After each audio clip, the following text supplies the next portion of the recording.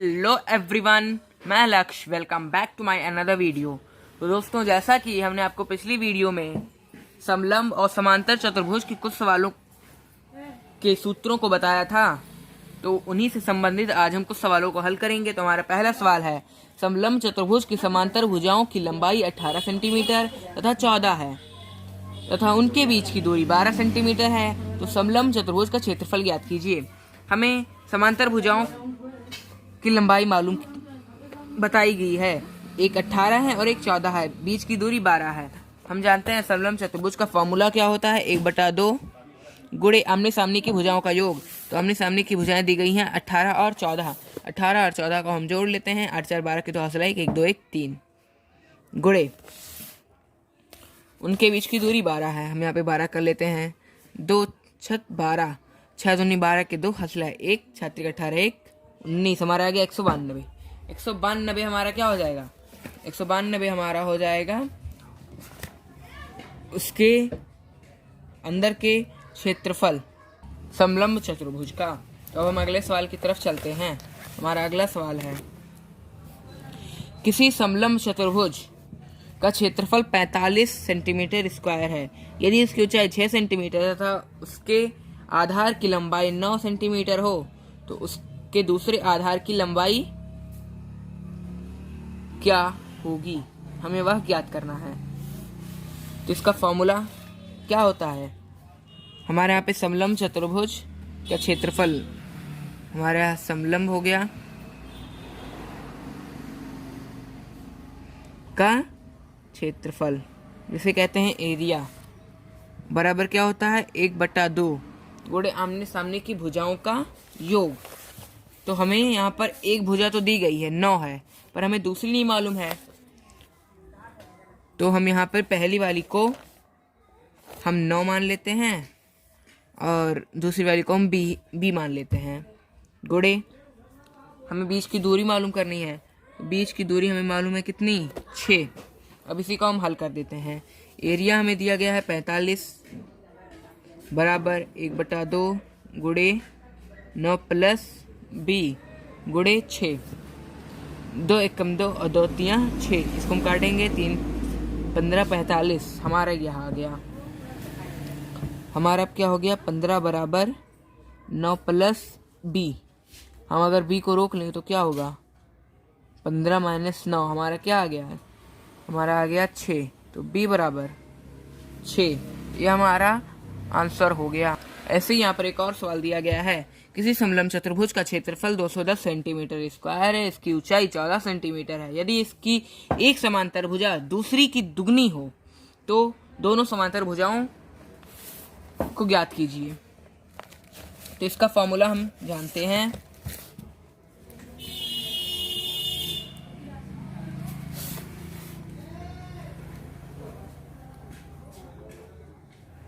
समलंब चतुर्भुज का क्षेत्रफल बराबर होता है 1/2 गुणे हम नाम दे दें DC प्लस AB गुणे हाइट। एरिया हमें मालूम है 210, 1/2 गुणे, कह रहा है कि इसकी जो दूसरी भुजा है, मान लीजिए हमारा यह 2A है और ये A है। हमारी जो पहली भुजा है वह दूसरी की दोगुनी है। तो A में जो हम 2 से गुणा करेंगे तो हमें 2A मिल जाता है। गुणे हाइट मतलब ऊंचाई, ऊंचाई हमें कितनी मालूम है, हमें 14 मालूम है। हम यहाँ पे 14 रख देते हैं। 2 1 3A गुणे 14 गुणे 1/2, 2 से इसके काट देंगे तो हमें मिल जाता है 7। 7 3 21A बराबर हो जाएगा हमारा 210। 21 एकम 21 हमारा आ गया 10। ए बराबर 10 और हमें 2A का मान निकालना है तो हम 2 से गुणा कर देंगे, हमें मिल जाता है 20। एक हमारा 10 मिल गया, एक 20 मिल गया। और अगर हमें उत्तर की जांच करनी है तो इसी को हम हल करके देख सकते हैं। 1/2 गुणे आमने सामने भुजाओं का योग हमारा हो गया 30 गुणे हाइट हमें 14 मिल गई है, हमारा 15 15 दहाम 150, 15 चौके 60, हमें जोड़ने पे मिल जाता है 210। 210 हमारा पहले से यहाँ पर क्षेत्रफल बताया हुआ है, मतलब ये हमारा आंसर सही है। अब हम अगले सवाल की तरफ चलते हैं। अब हमारा जो अगला सवाल है वह कुछ चित्रों के ऊपर है। प्रत्येक आकृति का क्षेत्रफल बताइए। हमें यहाँ पर एक आकृति दी गई है और हमें इसका क्षेत्रफल ज्ञात करना है। जैसा कि आप यहाँ पर देख सकते हैं कि हमें इसकी लंबाई बताई गई है 12, इसकी लंबाई बताई गई है 40, इसकी भी 12 और इसकी भी तब 40 होगी। ये लंबाई 5 है, ये चौड़ाई 28 है। तो अब आप ध्यान दीजिए, देखिए हमारा जो चित्र बन रहा है वह कुछ इस प्रकार का बन रहा है।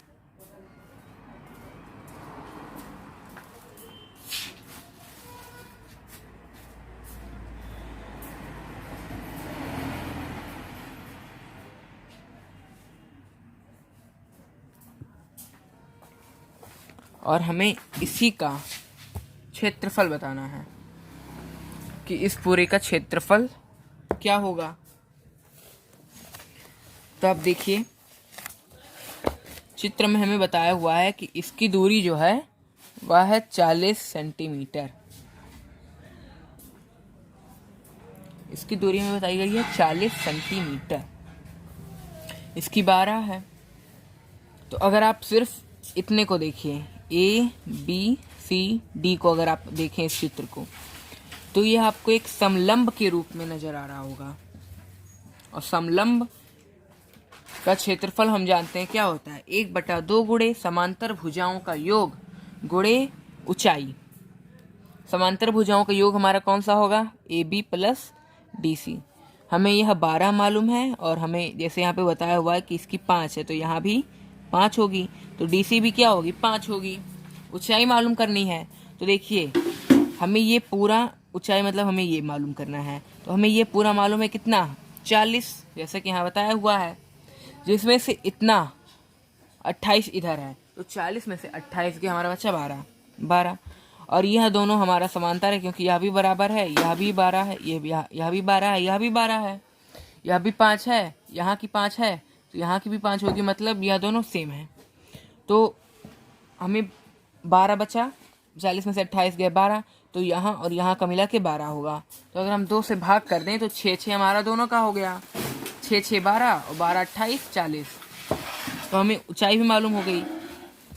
तो हम अब इसका क्षेत्रफल निकाल लेते हैं।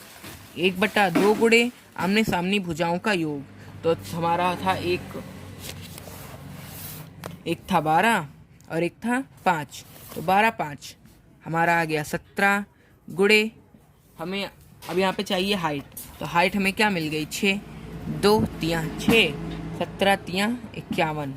तो हमने ABCD का हमने क्षेत्रफल निकाल लिया, क्या 51।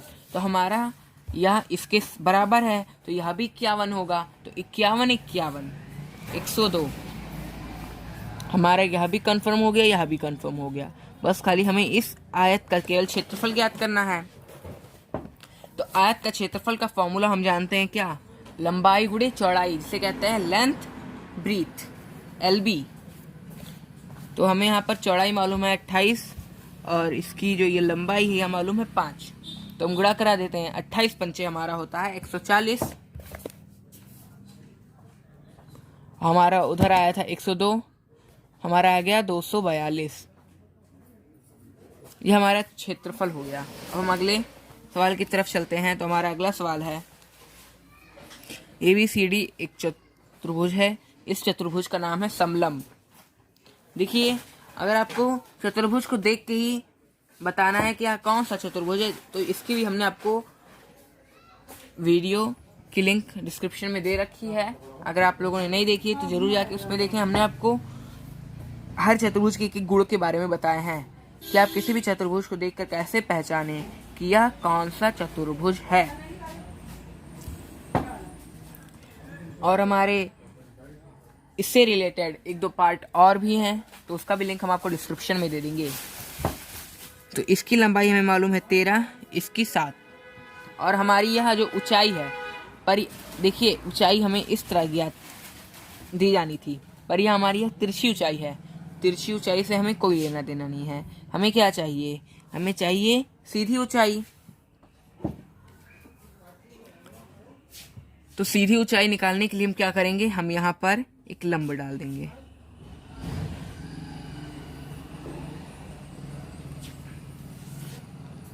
हम यहाँ पर एक लंब डाल देंगे। देखिए, तो देखिए अगर हम यहाँ पर एक लंब डालें तो यह पर एक आयत का निर्माण होगा और एक त्रिभुज का। और हमें यहाँ तक की दूरी 7 दी गई है, तो इसकी यहाँ तक की दूरी भी क्या होगी, 7 होगी। और ये शेष का दूरी 6 होगा। तो देखिए हमें इसमें क्या मालूम है, हमें यहाँ पे आधार मालूम है, कर्ण मालूम है, और हमें मालूम करना है लंब। तो अब इसे हम पाइथागोरस के परिमेय से करेंगे। पाइथागोरस का परिमेय होता है कर्ण स्क्वायर बराबर लंब स्क्वायर प्लस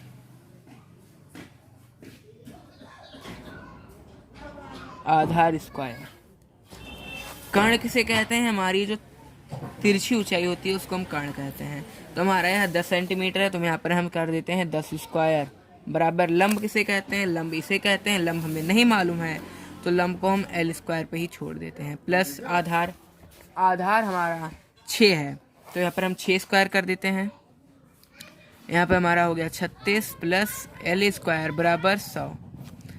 L स्क्वायर बराबर 100 माइनस 36।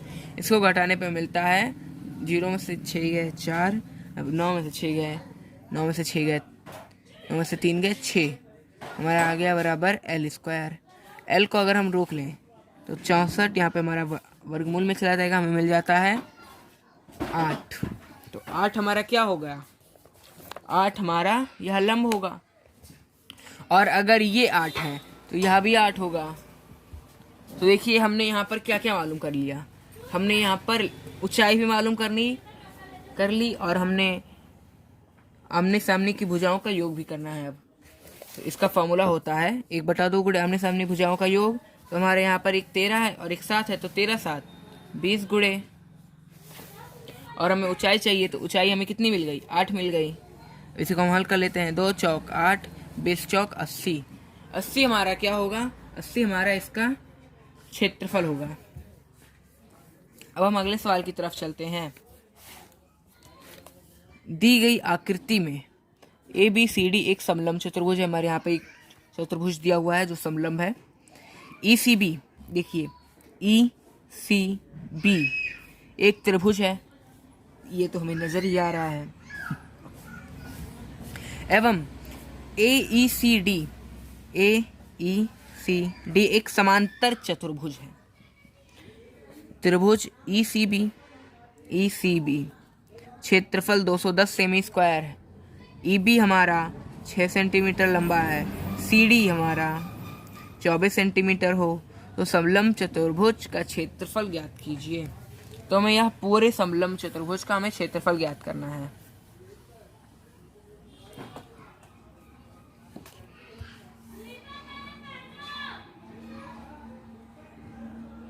देखिए हमें यहाँ की लंबाई मालूम है कितनी, 6, यहाँ की 24, तो ये पूरा का क्या होगा, 24 6 30।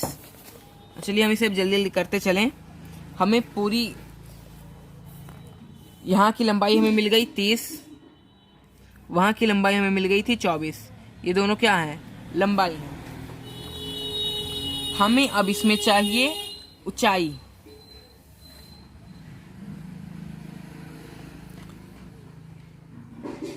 ऊंचाई हम कहाँ से निकालेंगे, ऊंचाई हम इस त्रिभुज में से निकालेंगे।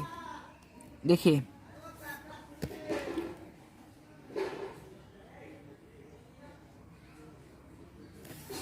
हमें इस त्रिभुज का हमें आधार मालूम है, हमें इसका पूरा क्षेत्रफल मालूम है।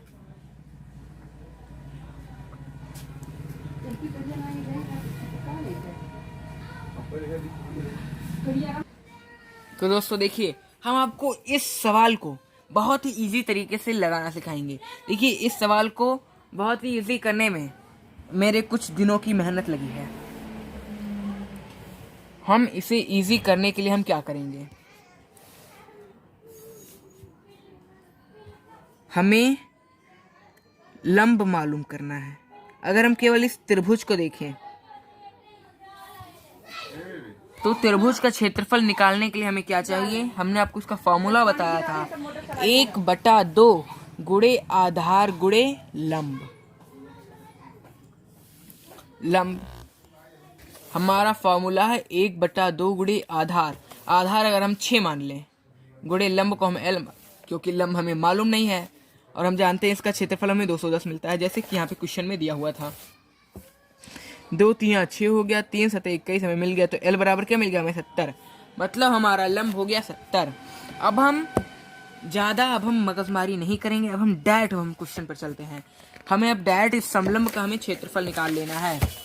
तो समलंब का क्षेत्रफल निकालने का फॉर्मूला होता है 1/2 गुणे आमने सामने की भुजाओं का योग।